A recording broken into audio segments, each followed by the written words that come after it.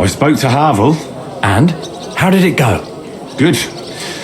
I had to drink a bit of wine to get some answers out of him, but I sacrificed myself for the cause.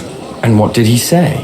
It took a while, but in the end, he told me sometimes crates of a special incense are brought to the vineyard, and they apparently burn it in the barrels. What? Incense? And he wasn't just yanking your pizzle or too drunk? He may have been drunk, but he was telling the truth. He doesn't know what incense it is, just that they get it delivered. Right, and here's a small reward so you don't go around saying old Casper's ungrateful. But now I need you to look into it further. We need to find out what this special incense is for. We'll have to take a look in the vineyard and take some of that incense. We, meaning me, right? Of course I mean you. See how well we understand each other? I'll do it, but I want more coin. It's a risky thing to do. What's more, it's the monastery's vineyard, and I don't want to end up on the wrong side of the church. All right, I'll give you more, but I want you to know you're bleeding me dry as is. I'm the one likely to actually bleed. Now tell me where to look. The vineyard is pretty big. It's big, true, but there's a vineyard house right in the middle. The custodian lives there as well as the workers, and it's also where all the supplies are stored. Besides, there's also a side garden where they grow new varieties of grapes. If you could manage to bring me a few seedlings, they could greatly help my own vineyard. How do I get in? Isn't it guarded? The simplest thing would be to get hired as a laborer. There'll be lots of work there now that it's summer.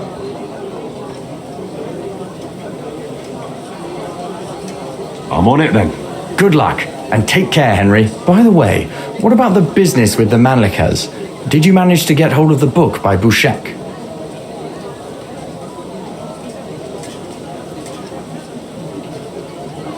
Yes, Miss Adletter is sweet. And she even gave me back your book. Here it is. Ah, thanks very much. I'll try to sell it and pay off at least some of my debts. See you later, my friend. Taste the delicious Krutenberg wine. Fins instead of legs, and fleshy cowls on their heads.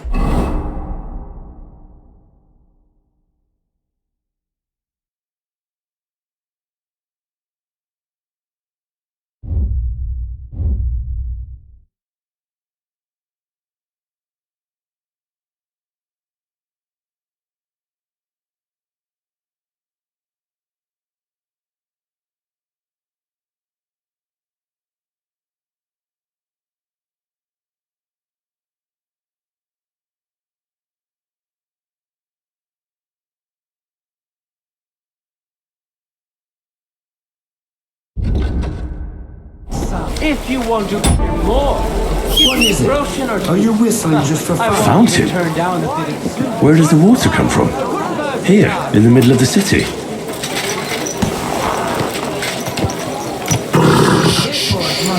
Easy, good horse.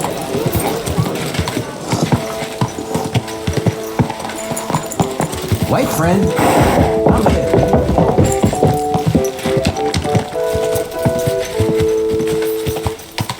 Quick! Quick!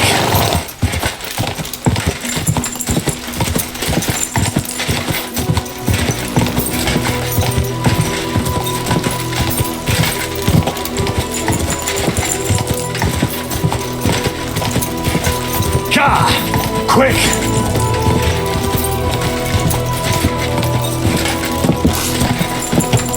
Are you blind?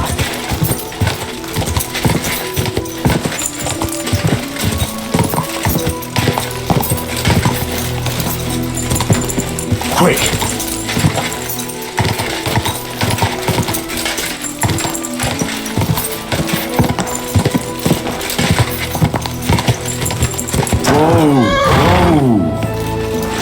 If you're looking for work, look no further. We're hiring labourers. Are you hiring? Us? Always. But don't be fooled. It's hard work. Days spent bent over in the sun. It's not for everybody. But you'll get a few groschen, something to eat, and a place to lay your head. That sounds good. I'll tell you tomorrow. For now, go and speak to the custodian, Jerome. He'll tell you what to do. Any questions? What's in that building in the middle of the vineyard? Vineyards aren't just vines. They need a place to sort, press, and wash the grapes. And we also need a place to lay our heads. We spend half a year up on this scorching hill after all. What's the master custodian like? Jerome? He's my cousin, and he gave me this job. Can't complain about him. And the others? I don't know, but I've never heard any complaints. You'll see for yourself soon enough. What if I'm not up to it? You have 2 arms and 2 legs, and that's all you need. The only thing we won't tolerate is someone slacking off. We have a lot of blow-ins, so don't expect any breaks. If you laze about for even a day, you'll be out of here. Understand? I understand. I'll be going then. All right, run along. Jerome will be waiting near the winery. And remember, wine is liquid gold, so we keep everything well guarded. Don't worry. I don't steal. I have to say that because we do get light-fingered individuals here from time to time. And now you know everything. Off you go to work. Take care. You'd better go before people start to think you're trying to steal something.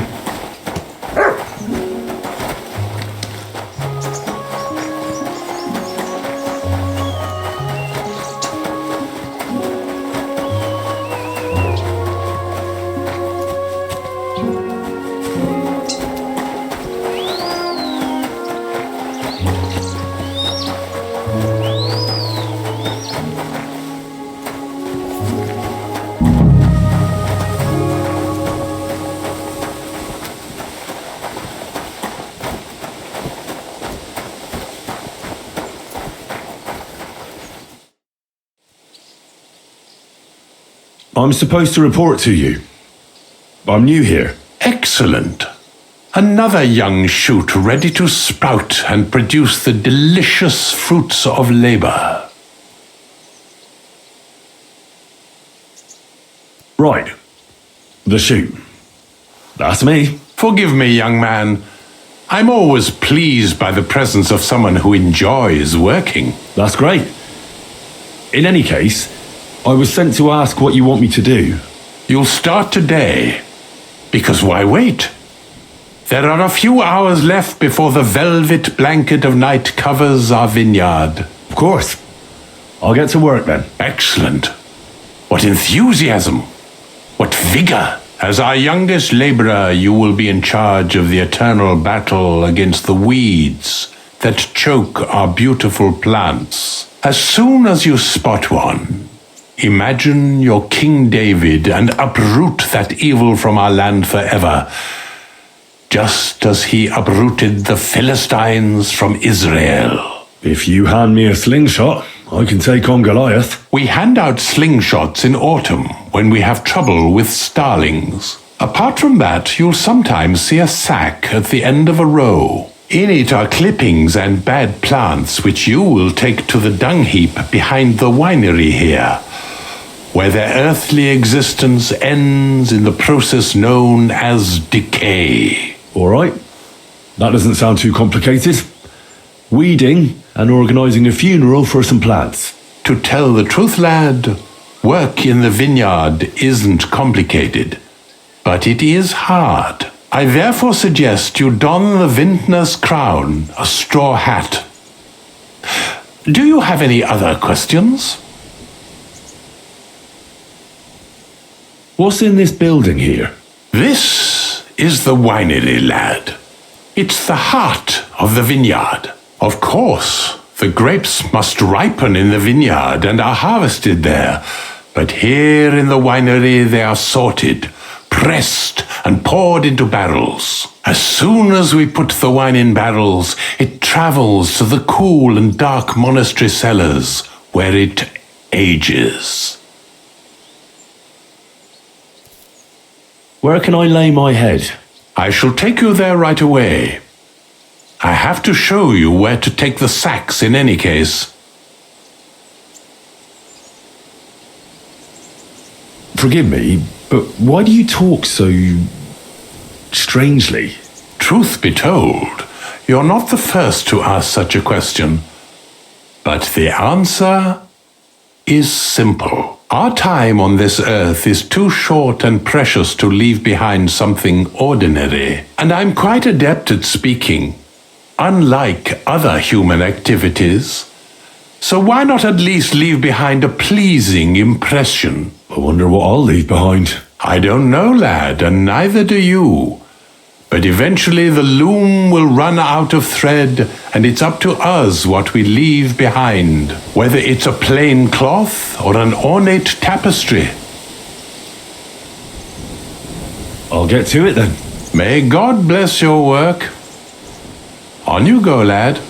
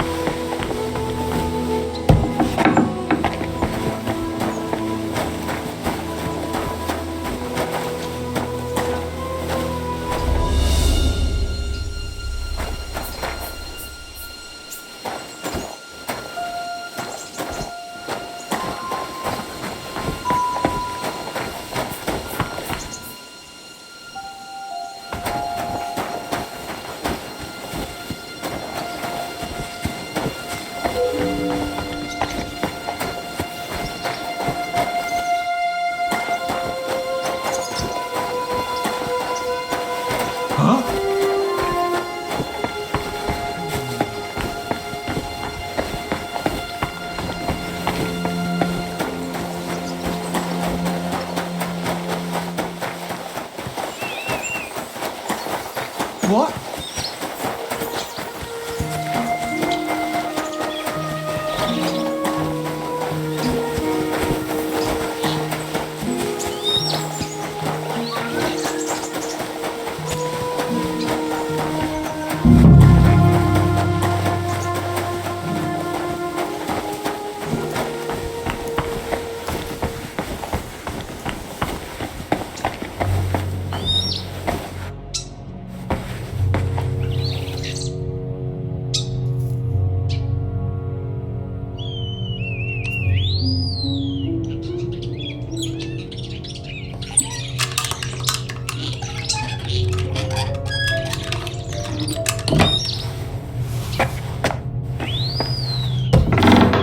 This crate smells like sulfur. This could be it.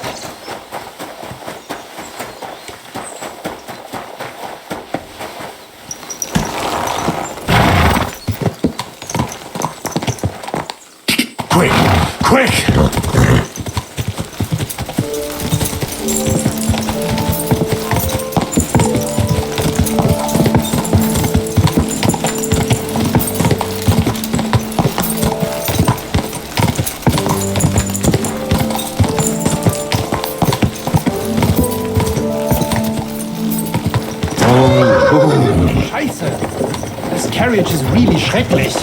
You're always moaning. It's tossing us around. It's a miracle my bones are all in the right place.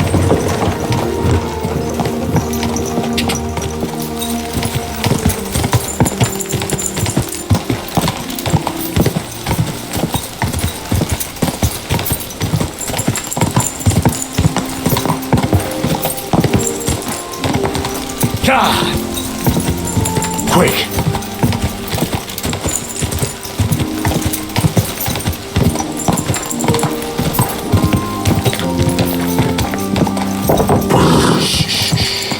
Easy, good horse.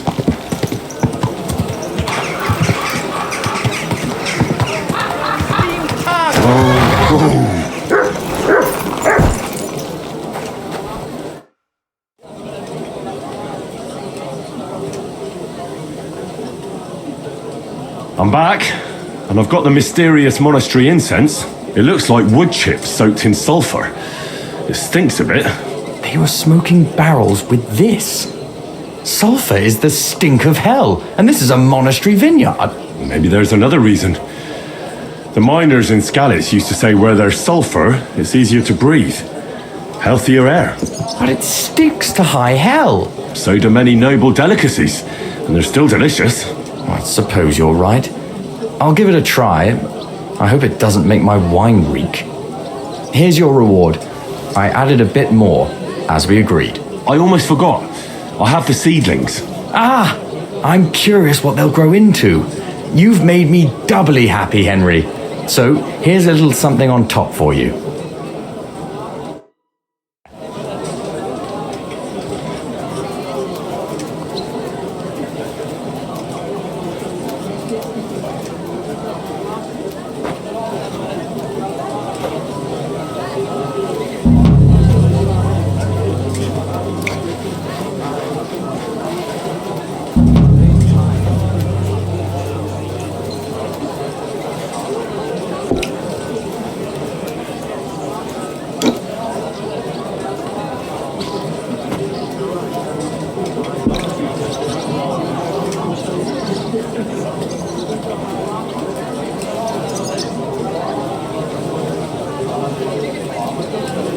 Herr Menhard, Meister auf Langschwert von Frankfurt. Gepriesen sei der Herr. What do you need? Who are you? Ich bin Menhard, ein Meister des Langschwerts aus Frankfurt. You will not find ein besser Meister for miles around, I tell you. And with whom do I have die Ehre? Who are you? Henry. I'm pleased to meet you. Heinrich. Sehr schön. A famous German König once also bore that name. He contributed to the founding of the Heiliges Römisches Reich. A wise diplomat and brave warrior. Since you carry such a name, I offer you a duel. You can prove you too possess the courage and soul of a warrior. And do not bring shame to your famous name. When you show me how you handle a sword, I can tell you what to improve.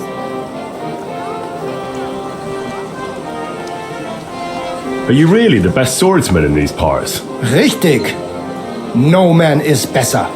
Certainly not the Kuttenberger Fechter who falsely call themselves Meister. I am the only true Meister here. If you do not believe me, try me. I challenge you to a duel mit Langschwertern. All right. At least we'll see if you're telling the truth or just puffing out your chest. Wunderbar. I always like a good Kampf. But the Schwerter will be blunt, yeah? We do not want to lose our handsome faces, no? I'll lend you ein Schwert. Aber kein Harnisch. No armor, only clothing. That is the best Kampf. Sure. Just training swords. No armor. Works for me. Good. Take off the steel and armor. You can keep your gambeson and let us get to work. James, fine wares, come. All right, Menhard. I'm ready for a duel. Gut, Heinrich. How about eine Wette? Wette? Wie sagt man das? A bet For some groschen, yeah? If you believe in yourself. Naturally. We're not going to work up a sweat for nothing, right? A nice wager will bring some tension into it. Good, good. I like your attitude. We have spoken enough. Let us do it. So,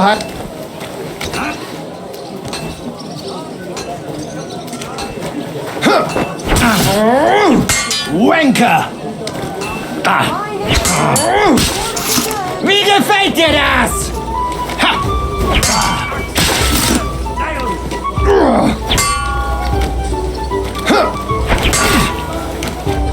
Come and take a gander. We've got it all.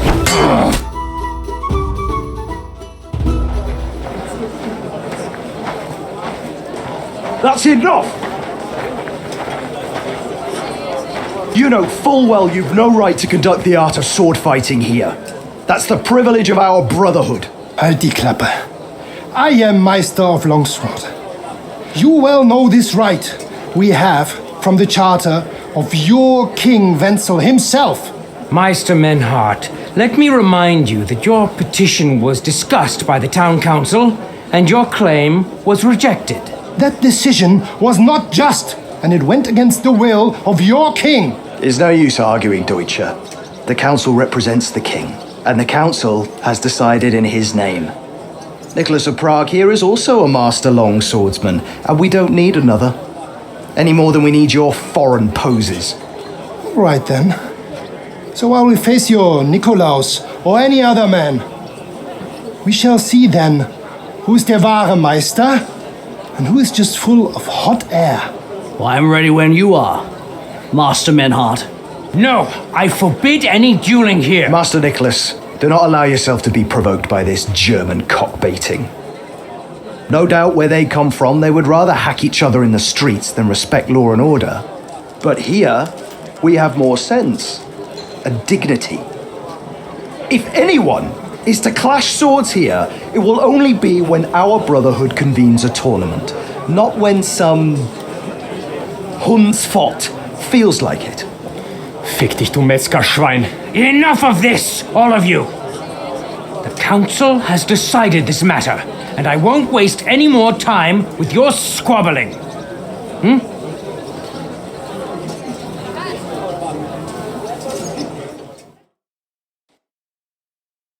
You've infringed on our regulations, and it's not the first time.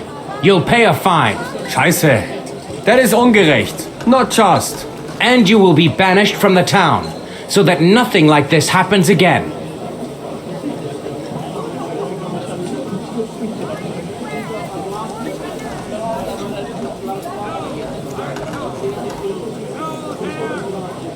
Councillor, please don't be hasty in your decision. Meister Menhart here is a good friend of the Hungarian king, Sigismund. Das stimmt. I'm sure you know King Sigismund is hot-tempered. I wouldn't want to anger him by treating his friend like a common criminal. If Menhart really was on such good terms with King Sigismund, he would have mentioned it to the council before, wouldn't he? Kluger Mann. Scheiße. Enough of this farce. You are banished from the town. Was für eine Schande. And since you have unlawfully conducted here the art of sword fighting, you will therefore pay a fine, which will go to the benefit of the Kuttenberg Sword Fighting Brotherhood for the breach of their rights. Such audacity! I will not pay any Geldstrafe und schon gar nicht to this coward and cheat! Das ist ungerecht! Enough of this! You will pay or get 20 lashes of the cane in the stocks. Scheiß drauf. Verdammt! I will not put up with such disgrace! I would rather let you have your silber! Henry? I won't pay. Then you'll get a taste of the stocks, laddie. Zum Teufel damit! I will pay for Heinrich, so this matter is abgeschlossen. Excellent. So, the matter is resolved. But if anything like this happens again, it will be the pillory for you. Alles klar? Ja, ich verstehe. Komm, Heinrich. We still have business to attend to. Aber zuerst we have to leave the town. We are going to Gasthaus zur Eiche. The Oak Inn, as you call it. It is outside the town walls, by the road leading from the Gurim Gate. We will discuss our business there. Fine wares. Come and take your pick. You will not treat us in this manner. Das stimmt. The king gave us his word, and this is not over yet. Vertrau mir. Oh, yes, it is. Didn't you hear what Friedrich said? Get used to it. What will it be? Show me your wares.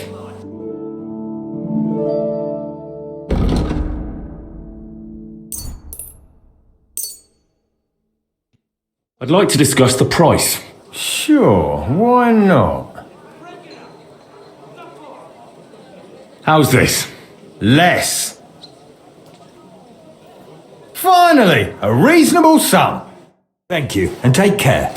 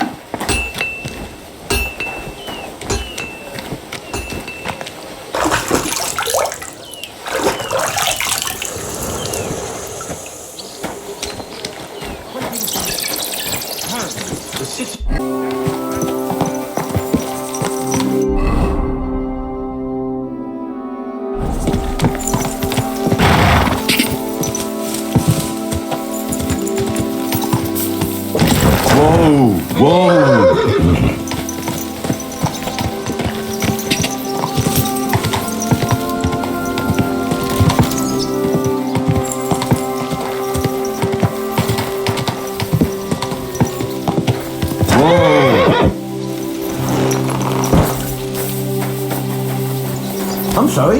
Good day. Hey, stranger! What are you doing here? You're a Christian of Pisek? I am. What do you need? Kunzlin Ruthard sent me about Via Argentum. I see.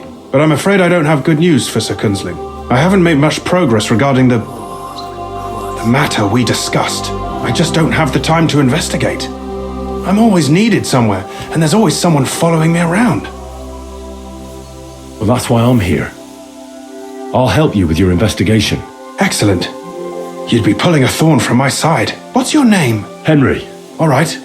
Listen up, Henry. Nobody can know I'm looking into it. It's a very dangerous game, but hopefully I don't need to tell you that. Lord Ruthard mentioned something of the sort. Excellent. Excellent. You don't happen to come from a family of miners or smelters, do you?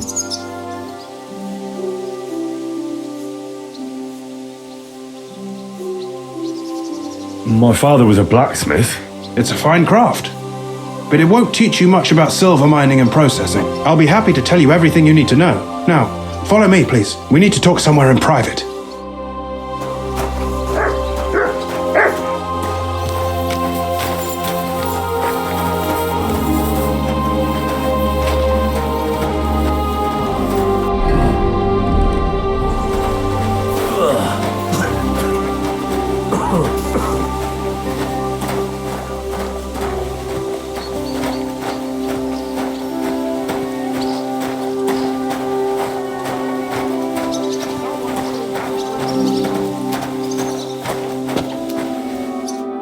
Where should I start looking? Straight to the point. I like that. We know for a fact the silver must be getting lost somewhere on its way to the mint. That means it would be best to discreetly inspect all operations and find out where the problem is. First of all, you should ask miners from every shift how many corves they mine in a day. After that, we'll compare the numbers to the mine record books and see. But the yields aren't the same every day, right? True. That's why we have to focus on one particular day. For example, the other day, on the Feast of St. Petronilla, Foreman Fett was beaming and bragging to me about how much it held. Mined out. Couldn't I just ask Fett? Fett's job is to count the corves and write the amount down in the mine book. He won't tell you any other number. We're interested in what the miners themselves have to say. They've no reason to hide anything. Nevertheless, the miners are a strange bunch. They might not be very forthcoming at first, and they have an odd way of speaking. Like calling each other Sonny, however old they are. But you'll hear for yourself. You should pretend to be really interested in them, and maybe they'll open up to you. You could be a scholar writing a treatise on silver mining, or perhaps a nobleman interested in buying a mine. Or just say I'm your distant uncle who's initiating you into the ins and outs of my job. It's up to you.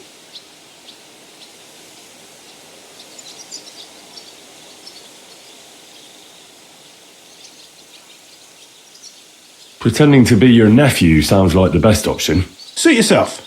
Just don't change your story so you don't arouse suspicion. But to the point, each day 3 shifts work in the shaft. Each has its foreman, or gaffer, as they say. The first shift is led by Frank, the second by Paul, and the third by Samko. You'll have to ask each one of them how many corves they mine. Samko's hewers should be off work now. You'll find the other 2 shifts in the mine. Take this, so the guards will let you in. It's a letter of safe conduct bearing my seal, allowing you free movement within the mine. And what are you going to do? I'll return to the estate to do my job. What else? I reckon they must be wondering where I am by now. Once you find out how many corves the 3 shifts mined on the Feast of St. Petronilla, return to me. We'll compare that number to the entry in the mine book. And don't forget, don't draw attention.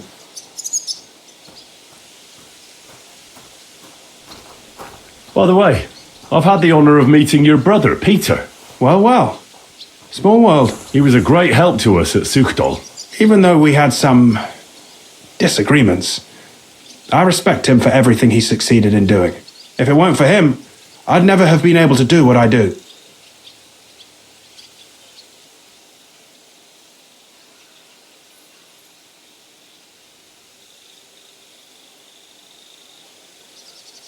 Who owns the silver that's mined here?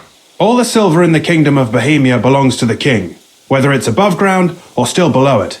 Though I'm sure you understand, the king has a lot on his mind, and he can't be expected to worry about mining, so he leases out the mining rights to his tenants. It's called the Bergregal. There's a lot of money in it. The tenants have to pay the king, and the king also receives a share of the pure silver from the smelting works. That's the royal tithe. What is this path of silver, anyway? It's the whole process, from digging the silver ore out of the ground and processing it, to minting silver coins. Silver is found in ore veins underground. The pitmen mine it and get it to the surface. The chief foreman of a gallery counts the corves, and the assayer estimates the purchase price of the ore for the smelter. The raw ore goes to the smelter, where it's crushed in a stamp mill before it can be purified by roasting. Roasted ore goes to the furnaces, where it's smelted into raw and then pure silver. Silver is then cast into rods about as thick as your little finger. Can any silver get lost? It can. And unfortunately, it does happen. It may be a capital offence, but even that won't deter everyone. Most often, a pitman tries to smuggle pieces of ore under his clothes. It doesn't end well. Nevertheless, the entire path of the silver, from the ore beneath the ground to minted coins, is closely guarded. Every step is recorded in the books, so if someone is stealing large quantities, they must have it pretty damn well figured out. Who checks the royal share? The royal mint master and his subordinates are responsible for collecting the royal share. That also means me and the shaft foreman. That is why every step of the path of silver is monitored and recorded, starting with how much ore is mined. The smelting works owners don't have to be monitored as closely, since they buy the ore from us. It's in their best interest to get the highest possible yield after deducting the royal share. Who makes money from all this? The thing is, everyone does. Pitmen get paid for mining in the shaft. Mine operators get paid for raw ore. The smelters then smelt everything, sell the pure silver, and deduct the raw tithe. The silver rubs off on the hands of anyone who even touches it. But there's still enough left over for the king.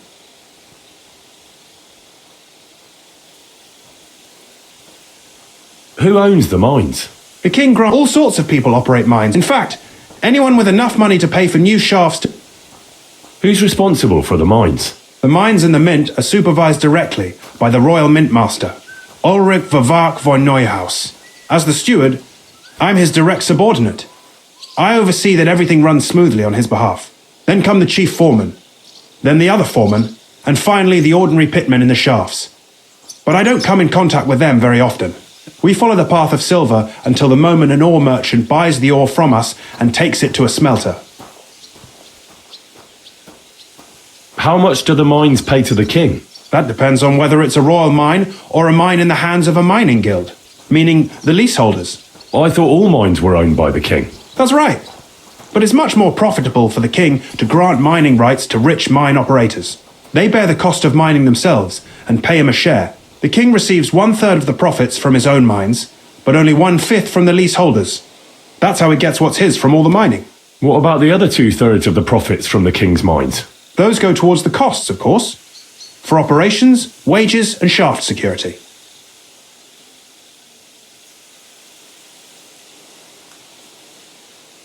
Who's responsible for the smelting works? They have their own owners. They buy ore from us and smelt it into pure silver. Then they deduct the royal tithe and they can sell the rest. And not just silver. Processing the ore yields a variety of other materials that can be sold just as well. What happens in the smelting works? Each smelting shop has a stamp mill, a roasting pit, and a smelting furnace. The stamp mill is used to crush the ore into smaller pieces to make it easier to process. After that, the crushed ore is roasted in a roasting pit to remove most of the impurities. Finally, everything is smelted in a furnace to separate the pure silver from the slag. So it's processed similarly to steel for smithing?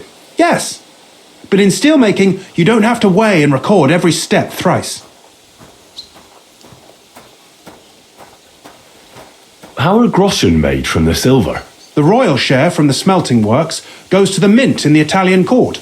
There, the coiners hammer it out into silver sheets for cutting the coin blanks. Then, in the Italian court's preghouse, our minters cut out and punch new groschen. How many mints are there in total? Only the main one is left, the one in the Italian court. There used to be more of them throughout the kingdom, but King Wenceslas II united them all. It was he who contributed the most to the rise of the Prague groschen and the wealth of this region. And of course, his own wealth too.